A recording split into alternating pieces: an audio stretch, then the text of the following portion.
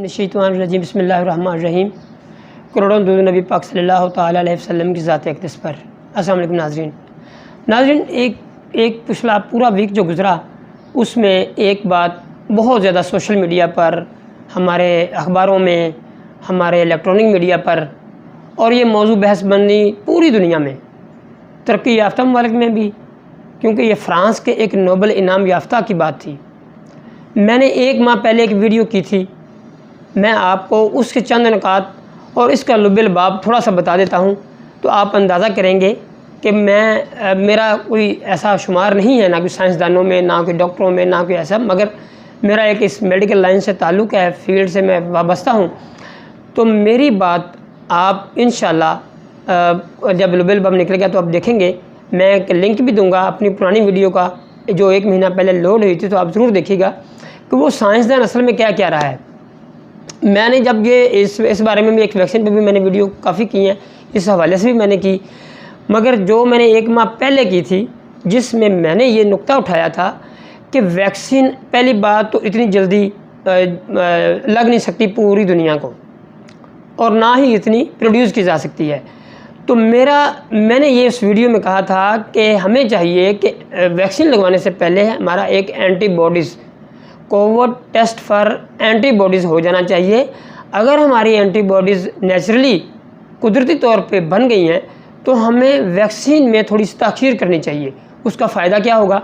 Number एक तो वो फ़ायदा होगा कि आपकी कुदरती वैक्सीन जो अल्लाह ताला ने आपकी तरह अंदर प्रोड्यूस कर दी है, उसका आपको डेफिनेटली फ़ायदा होगा।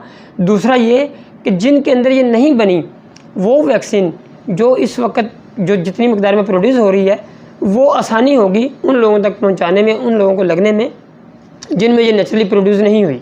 तो जब ये मसला उठा तो मैंने अपने प्रोफेसर्स, डॉक्टर्स और काफ़ी लोगों से मिला। मैंने जब सारा ये लुबिल बाब निकाला और मैं आपके सामने जब बयान दे रहा हूँ, हुआ ये कि उसने असल में ये बात की कि जो ये वैक्सीन लग रही है इतनी मकदार में, अल्लाह ना करे अगर इस वैक्सीन ने अंदर ऐसा माहौल पैदा कर दिया कि वो सपोर्ट करने लगे वो जो कोविड-19 का जो वायरस है, तो अल्लाह ना करे ऐसा हो कि अगर ऐसा होता है तो बहुत सारे लोगों की मौत वाक़ई हो सकती है। तो इसका जो मैंने एक अपने तौर पे फार्मूला दिया था, अपने तौर पे मैंने बात की थी कि हम पहले एंटीबॉडीज़ टेस्ट करवाएं, क्योंकि जो वैक्सीन है वो भी बेसिकली एक एंटीबॉडीज़ हैं, वो आप मसनूई तौर पे अंदर पेशेंट को दे रहे होते हैं, किसी लोगों को दे रहे हैं, मरीज़ों को दे रहे हैं, या क्लाइंट्स को दे रहे हैं, या आम ह्यूमन बीइंग को दे रहे हैं। उसका मकसद भी एंटीबॉडीज़ अंदर बनाना है मसनूई तौर पे। तो क्योंकि ये एक वायरस था और पूरी दुनिया में फैला हुआ था, उसकी वजह से हुआ ये कि इतनी मकदार में जब लोग बीमार हुए तो नेचुरली उनके अंदर प्रोड्यूस हो गई एंटीबॉडीज़।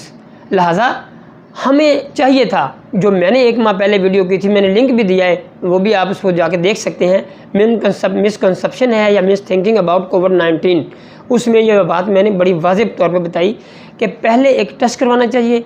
अगर एंटीबॉडीज़ प्रोड्यूस हो गई हैं तो आपको वेट करना चाहिए, अगर नहीं बनी तो आपको फिर वैक्सीन लगवानी चाहिए। अगर इस बात पे अमल किया जाता या इस बात गौर किया जाता और इस बात पे कोशिश की जाती और मान लिया जाता, तो मेरे ख़्याल में पूरी दुनिया में जिस वक्त वबेला मचा हुआ है उससे हमारी जान छूट जाती। और ये एक जो मिसकंसेप्शन अब पैदा हो गई है, लोग वैक्सीन से अवॉइड करना शुरू हो गए हैं, ये पैदा ना होती। मेरे ख़्याल में वैक्सीन लगवानी चाहिए, क्योंकि इस हवाले से बहुत सारी बहस हो चुकी है और लुबिल बाब यही निकला है कि वैक्सीन ज़रूरी है, क्योंकि पूरी दुनिया में अब माहौल और मामलात और हालात ऐसे पैदा हो चुके हैं कि हम जल्द अज जल्द इस बीमारी से छुटकारा चाहते हैं। आपका बहुत बहुत शुक्रिया।